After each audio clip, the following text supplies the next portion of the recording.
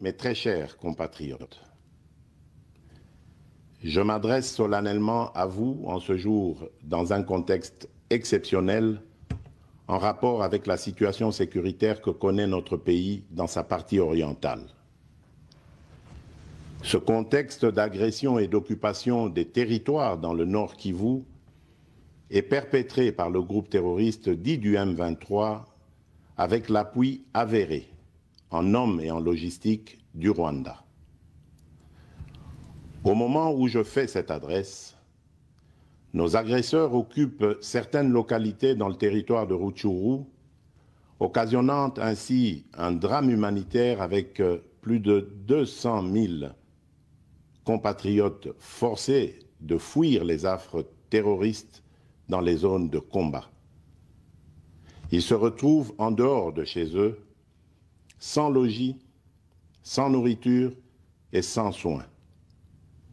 Des instructions précises ont été données au gouvernement pour leur rassemblement et leur prise en charge.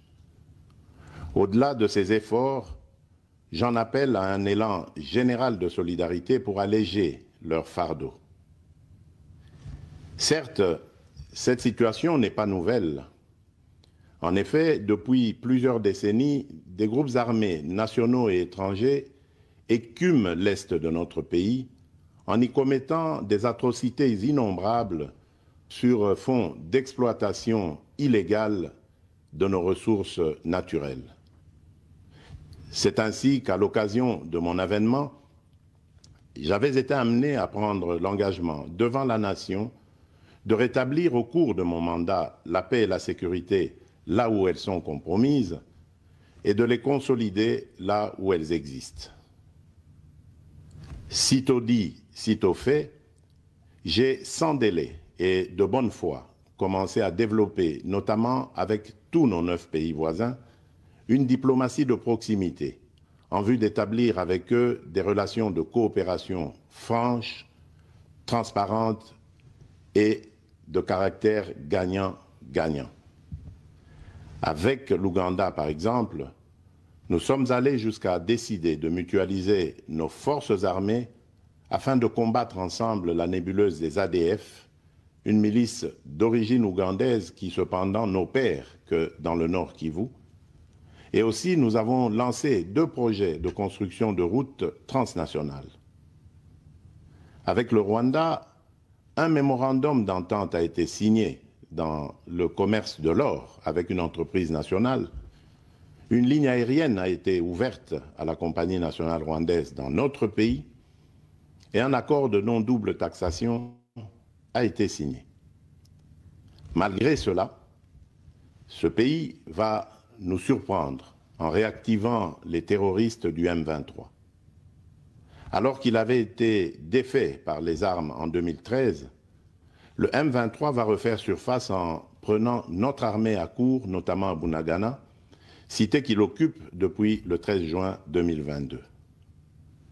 En effet, sous la fallacieuse accusation de soutien des FARDC au FDLR, le Rwanda a en réalité des velléités expansionnistes, avec comme intérêt principal l'appropriation de nos minerais, et pour ce faire, il s'active à déstabiliser l'Est du Congo pour créer une zone de non-droit en vue d'assouvir ses appétits criminels.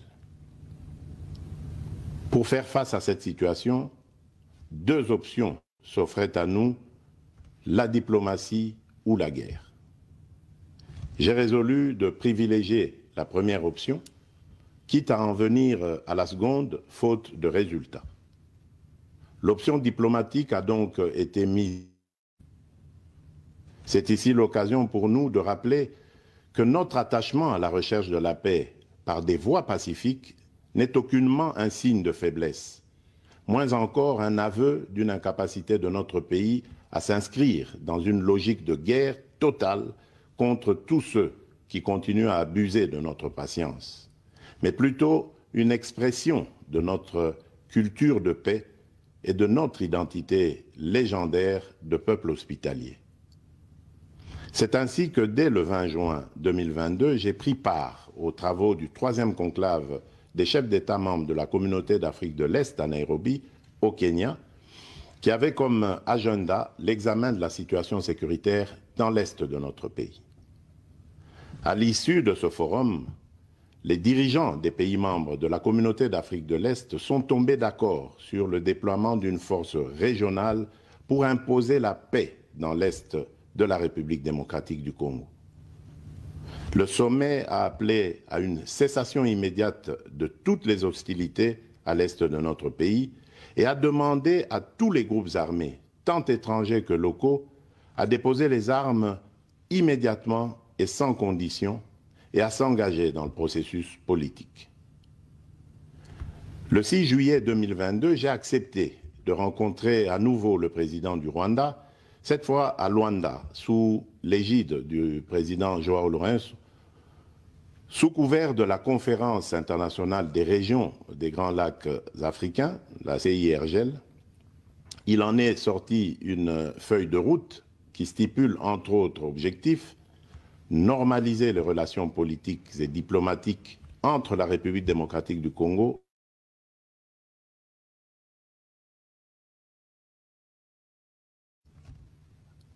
arrêt des hostilités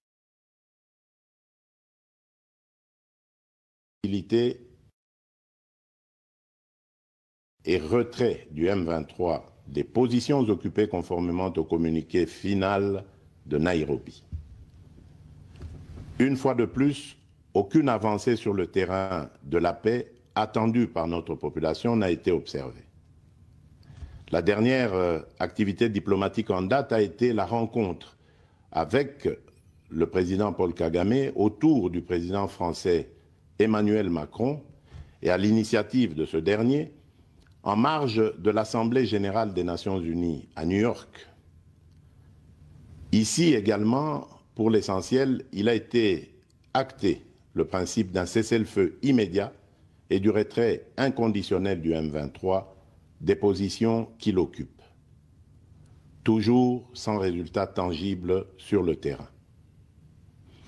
Mes chers compatriotes, comme vous pouvez le constater, malgré notre investissement et les efforts fournis dans cette optique, la paix et la sécurité ne sont pas au rendez-vous. Garant de l'indépendance, de l'unité nationale et de l'intégrité territoriale, je réitère mon engagement constitutionnel de défendre la patrie jusqu'au sacrifice suprême. Mes très chers compatriotes, ne doutons jamais qu'ensemble réfléchis et engagés, nous puissions changer le monde. À vous, nos vaillants soldats, vous qui avez pris l'engagement de servir sous le drapeau, je vous invite ici au sens élevé du patriotisme en ce temps particulièrement exceptionnel de notre histoire, de défendre notre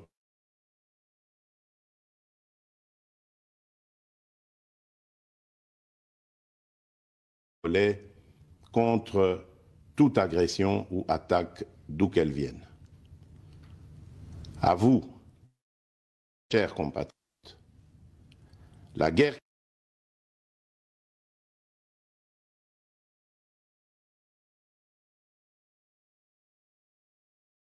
qui nous est imposée par nos voisins exige de chacun de nous des sacrifices. C'est le moment de taire nos divergences politiques pour défendre tous rassemblés notre mère patrie. Notre histoire et notre marche commune ont sans cesse démontré que, loin de s'effondrer, notre nation et son peuple ont toujours relevé ce genre de défis et nous en sommes toujours sortis victorieux. Restons tous unis et solidaires derrière nos forces de défense et de sécurité. La situation actuelle, loin de nous affecter, n'est qu'une épreuve de plus que nous allons surmonter pour raffermir davantage notre unité. Au-delà de tout clivage politique, idéologique, religieux et tribal, la défense de la mère patrie est le seul objectif qui doit nous unir en ce moment. Le pays nous appelle. La nation a besoin de l'engagement de toutes ses filles et de tous ses fils. Je vous appelle à ne pas céder aux propos xénophobes et autres discours de haine ou de stigmatisation des communautés rwandophones, dont l'asservisseur se sert pour faire du chantage et de la manipulation.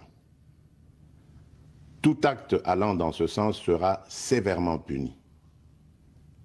En réponse à la forte demande de la jeunesse, j'invite celle-ci à s'organiser en groupe de vigilance en vue d'appuyer et d'accompagner et de soutenir nos forces armées, nos forces de défense dans l'accomplissement de leur noble mission. C'est ici l'occasion de mettre en garde tous les traîtres civils ou militaires et autres brebis galeuses qui servent les intérêts de l'ennemi.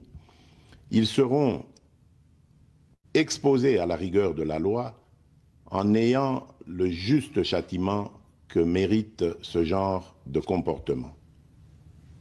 En outre, tout en renouvelant mon appel lancé à nos jeunes qui en ont la vocation de s'enrôler massivement dans nos forces armées. Je réitère l'instruction faite au chef d'état-major général d'accélérer à cet effet la mise en place de centres de recrutement à travers les 26 provinces que compte notre pays. Chers compatriotes, nous devons ensemble avoir conscience que nul autre que nous-mêmes ne viendra sauver notre nation et que cela exige de chacun de nous une mobilisation tous azimuts. Que Dieu bénisse la République démocratique du Congo. Je vous remercie.